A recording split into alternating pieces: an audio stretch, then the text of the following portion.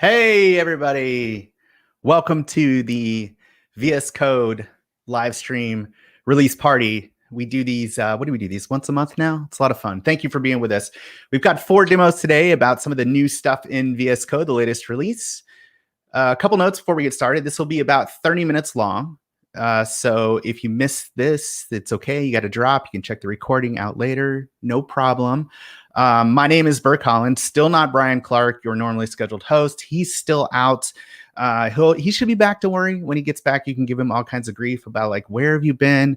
Why did you leave us with this guy? He has no hair. I am sorry. Okay, couple notes. First things first. Follow us on YouTube. We're putting out some videos there, and we'd love to engage with you there in the comments on those videos. I think, producer, can we get we have a ticker for the YouTube link here. I think it's just youtube.com/ look at that. Easy peasy. Secondly, who here's on TikTok? Are you on TikTok? Did you just spit your coffee out on your keyboard? It's okay if you did. I never thought I would be on TikTok, but we are, and it's a lot of fun. So if you can get over the words TikTok and join us there, we'd love to see you there. We're making some videos there as well. And then lastly, we have a meetup group. We have a meetup group on meetup.com. That's right. And join us on that meetup group. It's a great way for us to connect with you and sort of let you know what's happening, what's coming. You know, we have this live stream that we do once a month. We've got another live stream coming up. It's going to be about, should I tell you what it's about? I'll give you a hint.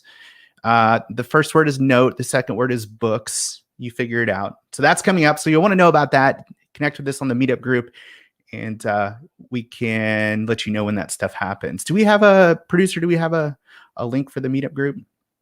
Just make sure we get that up there. Outstanding. Whoa, there it is. That's a URL. You should type that in now. It's going to take you at least 2.5 minutes. Okay. All right, we've got a lot to get into today and not much time to do it, so let's get right to it. Our first demo is from Rachel McFarland. Everybody welcome Rachel to the virtual stage here. Hey, Rachel, how are you? Good morning, Burke. Awesome, and I understand we're going to be doing some stuff with the GitHub pull request and issues extension, which people may not be familiar with, but I'll hand it over to you to talk about that and what's new this month. That's right, yeah. So normally when we think about VS Code as a text editor, it's really focused on the inner loop of development. So just writing the code, being able to build it and run it and test it locally. But there's this whole outer loop of software development that we care about as well, which is what are the processes on my team and how do I collaborate with them? And so this is an extension that we've been developing for a while. It's been available for a couple of years now. And this has to do with pull requests and issues on GitHub.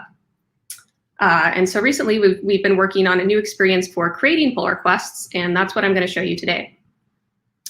So I already have open a test repository here, and I'm going to go ahead and create a new branch. So I really like to use the terminal a lot, so that's what I'm going to be doing here. I have a new branch. Let's make some changes.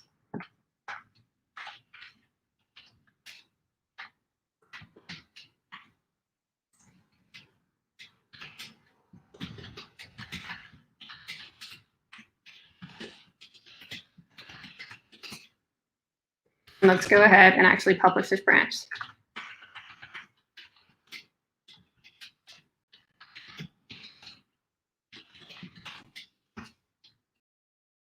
Okay, so as soon as I did that, GitHub actually comes back and tells me, here's a URL if you want to open a pull request. So I'm going to go ahead and command click on this. And we see that the extension pops up this notification asking whether or not I want to create the pull request within VS Code or to continue on github.com. So let's use VS Code for this. So we can see that I can immediately choose the target and the source of my pull request. So right now, it's selected my repository and the current branch as where my changes are coming from. And this repository is actually a fork. So it's detected that there's an upstream repository and automatically selected that as well as the default branch for it. And it's pulled in the commit message as the title. And this repository has an issue template set up. So it's pulled that in automatically for the description if I want to edit this. And then at the bottom here, we can see that this is actually previewing my changes, which is the diff between this branch and this branch. So I can actually just validate what I'm about to do before I actually submit it. I can also mark this as a draft. So if I'm not quite ready for people to review it immediately, I just check that box. But this looks good to me, so I'm going to go ahead and just click create here.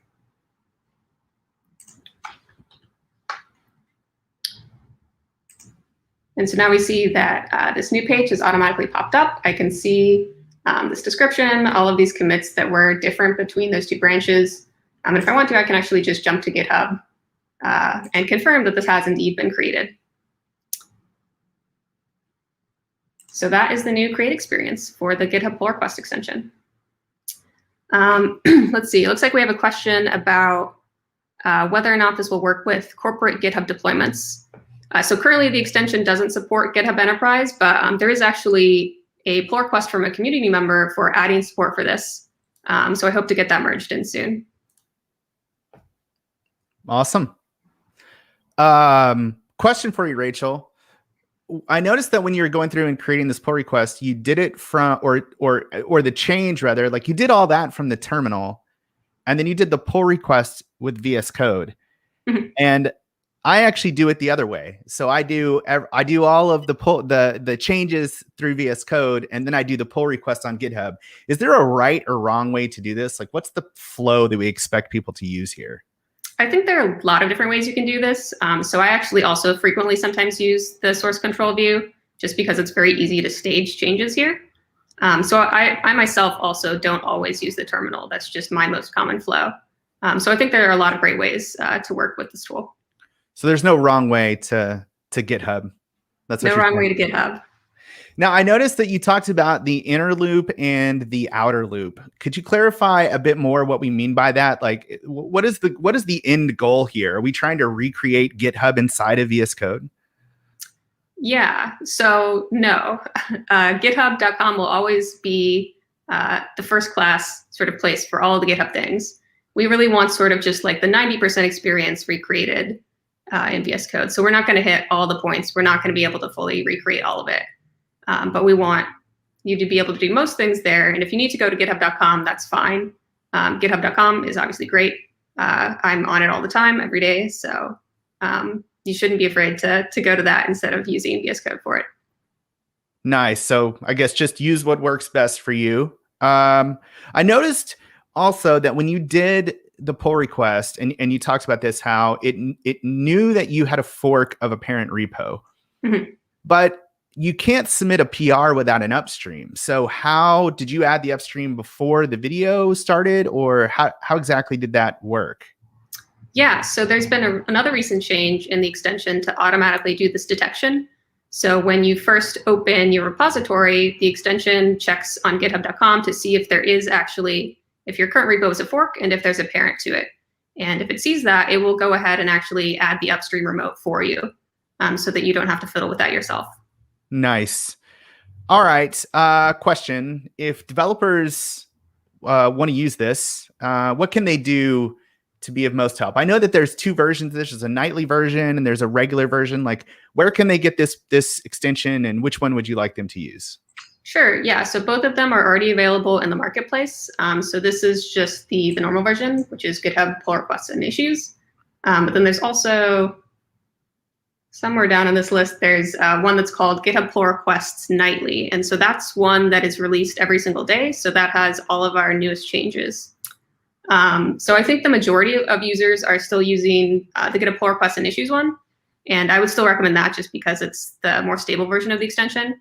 But sometimes if you run into an issue and I'm working on fixing it, I do appreciate when people will try it out in the nightly version just to verify the fix. Nice. Thank you for that, folks who do use the nightly version. And thank you for also those who use VS Code Insiders. Just a reminder, if you use that, it really helps us to identify things so that they work when they get to everybody else who's unstable. So it's one of the biggest things you can do to help us. Thanks so much, Rachel. Appreciate it. Those are the updates on the new pull request flow in the GitHub pull requests and issues extension. Awesome. All right. So we cut Rachel off there at the end. All right. Thank you, Rachel. Thank you so much for being with us. All right. Moving right along, we have Megan. And Megan, I'm going to do my best to pronounce your last name, but I'm just going to say, is it Rogue? It's Rogi. Oh, I was so close. My name is Burke, and people often say Berkey, and I don't even correct them anymore. I'm just like, yeah, it's fine. Close enough. Yeah.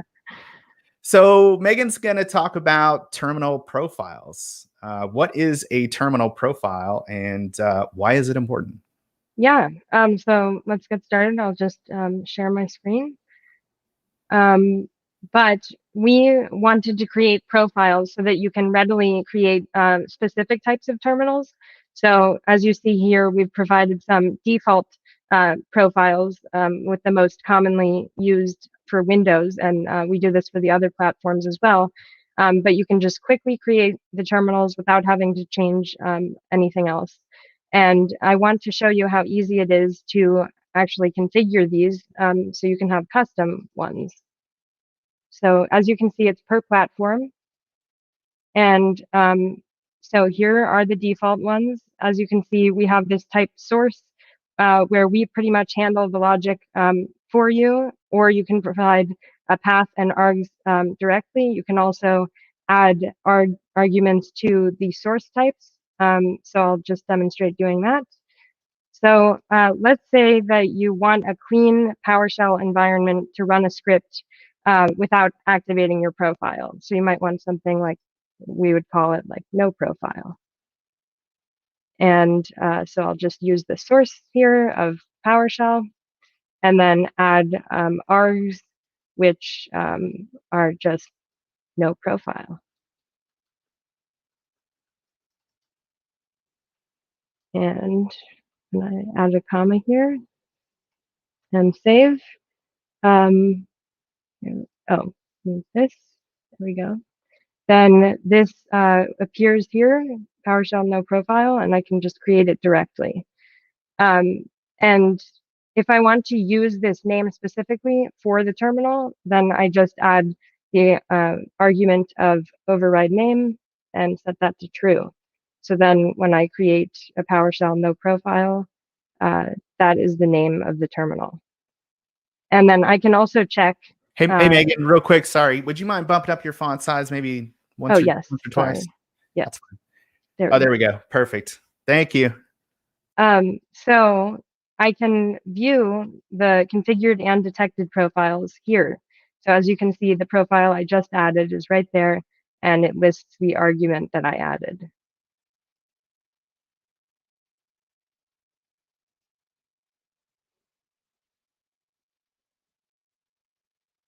So are there any questions? There we go. Oh, I was talking, but no one can hear me because I was backstage. I'm talking to myself, to the walls. Thank you, Megan. Yeah. So before, I guess the experience was you got just the shell that you had configured, and you could create many instances of that shell. So maybe that ZSH, maybe it's PowerShell, but you couldn't have, like in the new Windows terminal has tabs for, a command line, an Ubuntu terminal, a PowerShell terminal. And you can now do that same thing inside of Visual Studio Code. Is that the right summation? Yes, that's correct. Before, you would have to select your default shell type, and then you could press the plus and create those. But we wanted to allow users to just with pretty much one click create various types of profiles and configure the ones they want to see. And regarding the default ones, I can just show you. Let's say I don't care about git bash. If I set this to null, now it no longer shows up in this. So you have full control over what you can easily and quickly select. And that is the goal. So what happens then if I'm using something like the settings sync and I go to a different machine that has different shells on it? Do I get a menu of shells that don't exist, or how does that work? Well, these are synced with settings sync, I believe, per machine, and you can also have workspace settings that define these. So you can really customize this a lot. So would you recommend putting this in the user settings or the workspace settings? Like, what is the right place to make these customizations? Where I put my customizations is in the user settings. So that's what I would recommend. Okay. Interesting. All right. So those are the new terminal profiles. It's the little things that make life so nice. You can get all your terminals in the same place. Thank you, Megan. Thank you. Okay, let's talk about machine learning and artificial intelligence, because that's hot these days and everybody's interested. So for that, we have Sid. Sid's going to come talk about, what are we talking about, Sid? What does ML have to do with VS Code? I can't wait to find out. Hey, yeah, thanks so much for having me, Burke. So I'm here today to show an exciting enhancement that we've made to the ML dev experience powered by the Azure ML extension for VS Code. So with that, I'll just get started. So as someone who works on various ML projects, one of the things that I'm often constrained by is the computing power of my laptop or my desktop. So training large and more complex models actually puts quite a bit of a strain on my machine, and it makes me hard to context switch between projects and tasks as I'm working on my computer. So now I recognize that this may not be a problem that all of you might have, or if you're not doing anything machine learning related, or if you're not using the cloud at all. But if this is something that you can relate to, or if you're generally interested in kind of dipping your toes in the cloud machine learning world, then the Azure Machine Learning extension is actually a great starting point. So one thing that I would want to do is try and upgrade the compute that I have so that I can start developing my machine learning models. The extension allows me to kind of rapidly create a new compute resource, as you see here. I'm just going to call this kind of more power. And so right now I'm on a 16 gig 4-core CPU laptop. But now maybe something that I want to upgrade to is a 24-core machine with a GPU, as you can see through some of these options. So I'll click one of these. I'll say that I don't want SSH access, and then kind of immediately the quick pick prompts that I just went through lead to this compute instance in Azure Machine Learning that's being created. So while we kind of wait for this compute to be created, I want to talk a little bit about how I intend to use it. And Burke, as you mentioned at the beginning, how does this relate to VS Code? So as I said, I'm motivated to using this newly created compute to develop my machine learning code and train my models. So historically, with something like Azure ML, I would have to use one of Jupyter, JupyterLab, or embedded notebooks in the Azure portal to work directly against this new compute asset. Unfortunately, though, from an editing and development standpoint, those tools can sometimes be missing kind of comprehensive source control, debugging, extensibility, and file management support, which, I mean, as you might know, are all things that otherwise I would have access to through VS Code. So this is where things kind of get exciting with the compute that I've created, which is still taking a little bit of time. So let me show you the experience for a different one. But with these computes that I've created, I no longer have to go anywhere else to get the full-fledged developer experience that kind of works seamlessly with my Azure assets. I can discover my compute assets through the Azure Machine Learning extension, as you see here, right-click on any one of them and connect to the compute instance. And so this you see here immediately invokes a remote connection to my Azure Machine Learning compute without the need for SSH or any additional networking configuration. And so once I'm connected here, I have access to kind of all of the files and folders that are Azure Machine Learning related. So this is actually a shared file share that's on that compute. And I can immediately get started working in Python scripts or in a notebook because there are automatically installed extensions such as the Python extension and the Jupyter extension. So thinking about it from the lens of someone who's working on a data science team, I no longer face any bottlenecks when wanting to use VS Code with my cloud compute. The Azure ML extension makes it such that all of this works seamlessly without SSH, and it supports various types of networking configurations, everything from kind of think of something that's fully public to private endpoints within a VNet. And then another thing to highlight is that if I had any administrative teams, they're no longer worried about the security implications of managing passwords, keys, certificates that come with SSH. myself and my administrative teams are kind of confident that all of my connections here, this connection that I have to this compute, it's audited correctly. I can access compliant data, and I'm doing so through a securely established connection, all kind of managed both by Azure ML and VS Code through the Azure Machine Learning extension. So one thing that I want to just quickly highlight here is this picture. So okay, so that isn't working, but that's okay. So let me see if I can find it in a notebook file. I should have that as well. Just give me 1 second. Great. Okay. So for all of you that are familiar with kind of remote extensions such as WSL, containers, or SSH, you'll be kind of happy or interested to know that what we've done here is that we've architected it in a very similar manner. So the Azure ML extension establishes a WebSocket connection between my local, my desktop client and VS Code server that's now running on that remote compute. Through this WebSocket connection, the extension is capable of transmitting data directly to VS Code server, such that I, as a user, can interact with the shared file share, terminal process, running applications on the compute, and the debugger. And so, honestly, from this point onwards, I have the full-fledged VS Code experience, but on this machine learning compute. So I can do things like run notebook cells. I can. Oh, sorry. Let me just find that Python script. I can do things like set breakpoints. Navigate to the debug tab, run the debugger. You'll see that everything that all the kind of files that I'm interacting with, all the terminal processes that I'm invoking are all on the remote compute. And one of the neat things here with this kind of connection to this machine learning compute is that any files that I add or remove are automatically in sync with the file share that I can also interact with through the Azure ML Studio or portal. And so finally, just coming back to the editor, this is advantageous because I can use kind of rich source control UI to manage my Git repos. I can work with all of my favorite extensions, some of which are pre-installed on my behalf.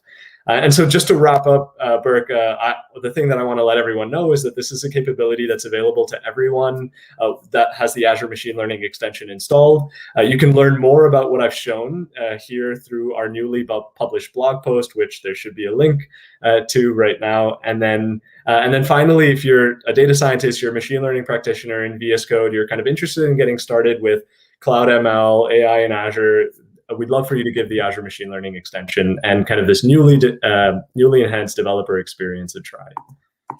Awesome. Well, we're out of time here, Sid. Up on the end of this, I have so many questions though. Like how this works with remote, because I see the remote there, and do dev containers work? I mean, we'll save all that for another time.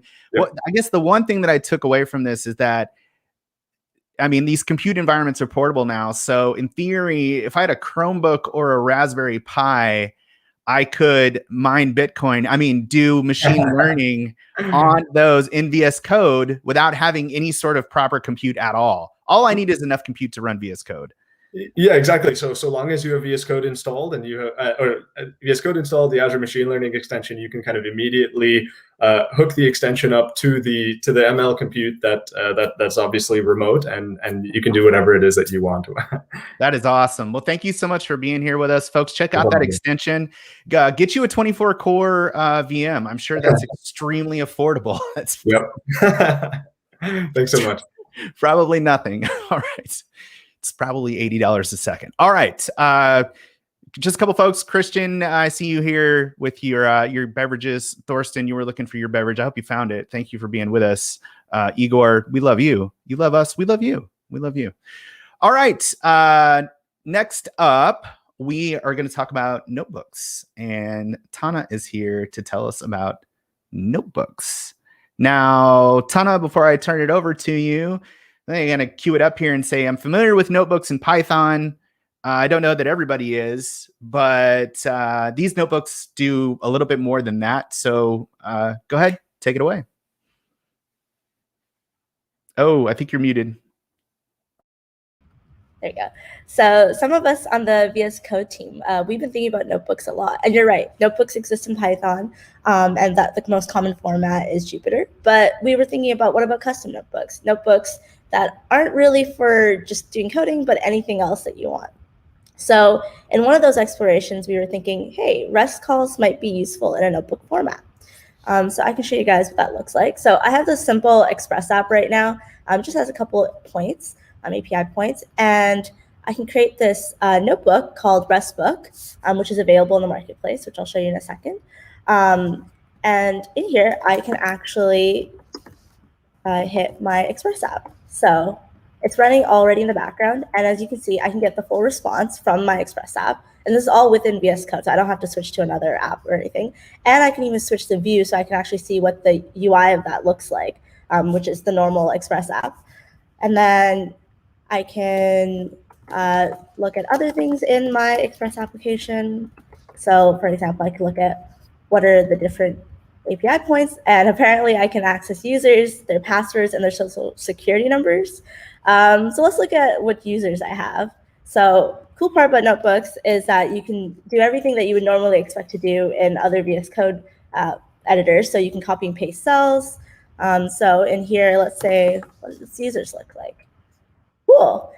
And I can see like all the results of that. And then along with every other REST application, we can also do post requests. So let's say I want to post it here. Oh, whoops, that is the wrong endpoint. I think I have to do this. And if I just run it, I didn't send anything. So let's add some messages.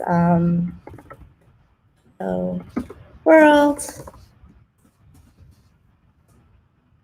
And cool.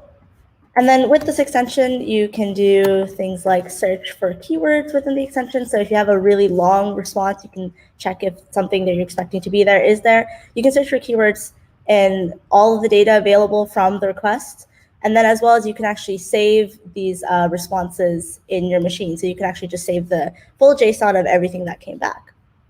And this extension is currently available to use in the insiders version of VS Code. So if you just search for RESTbook right here, and you can grab it now. Note, you do have to run this on insiders just because this is on one of our newer notebook APIs. And you should always be up to date with insiders just because we're changing it up every single day to make it better every day. So it might break in some older versions. But yeah, that was it. That was awesome. This is one of my favorite features. So cool. And I don't know that as many people know about it and are using it as would if they did. And you built this extension here, this RESTbook. How do the rest of us build notebooks if we want to? That's a great question. This was actually really easy to build. It was not that much work. And I can show you guys next week in a talk when we actually talk more about notebooks and how to make your own custom notebooks with whatever applications you want. Awesome. So join us for that. We're going to teach you how to make your own notebooks. And by we, I mean Tana. I'm just going to be here giving you links. But this is awesome. Also, check out the RESTbook. It has, what's that, 46 downloads? I feel like that should be 46 million. Let's get another, let's put some zeros on that. Thank you so much, Tana, for being with us. And we'll look forward to seeing you next week during the live stream. Yeah, looking forward to it. Thanks. Awesome. So just a few last notes. Showman, thank you for being here. Yes, we're going to have this content is recurring. So I think we do a live stream, we do a release for our live stream every month. I think that's right. We do one of those. And then we have some others. We had one with Tab9, which was an AI assisted coding. And then Tana's going to come up and do one next week, teaching you how to build your own notebooks. I've seen this session. It's incredible. So don't miss that. So join us for that. I think the last thing that you need to know is just check us out at code.visualstudio.com/livestream. Producer, can we get that up? I know we're running out of time. Perfect. That's all you need to know right there. Get to that link. Join us next week. We'll see you next time. Thank you so much to all our presenters, and thank you to you for being with us today. We'll see you next week.